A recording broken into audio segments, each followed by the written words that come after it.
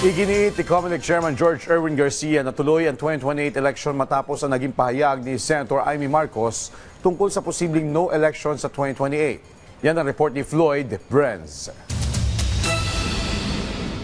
Maring iginiit ni Comelec Chairman George Erwin Garcia na tuloy ang 2028 elections at hindi mangyayari ang tinatawag na no election scenario.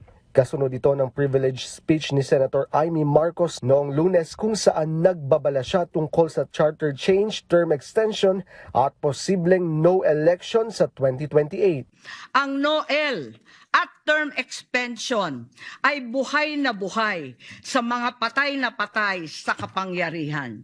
Sa talumpati ni Senator Amy Marcos, sinabi nitong may mga kumakalat na detalye na posibleng mapalawig hanggang 2031 ang termino ng mga mambabatas, senator at maging ng Pangulo. Magte-term extension ang mga congressman at madadagdagan ng 3 taon na mananatiling nakaupo sa pwesto hanggang 2031.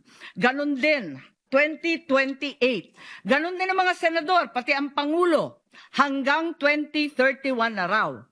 Kung may election man sa 2028, sa lokal na lang. Ayon naman kay Comelec Chair George Erwin Garcia, malinaw ang mandato ng konstitusyon na dapat magkaroon ng halalan sa 2028. Binigyan diin ng Comelec Chairman na walang contingency plan ang komisyon para sa NOEL dahil tiyak umanong matutuloy ang eleksyon. Katunayan, kahit 2 taon pa ang layo ng 2028 polls, pinag-aaralan ng Comelec ang automation ng halalan, voter registration at paglalabas ng mga rules and guidelines. Sa tanong kung maaaring maipatupad ang no election kung magpapasa ng batas ang Kongreso, ang sagot ni Garcia, hindi pwedeng ang batas lang ang humarang dito dahil walang mas mataas sa konstitusyon.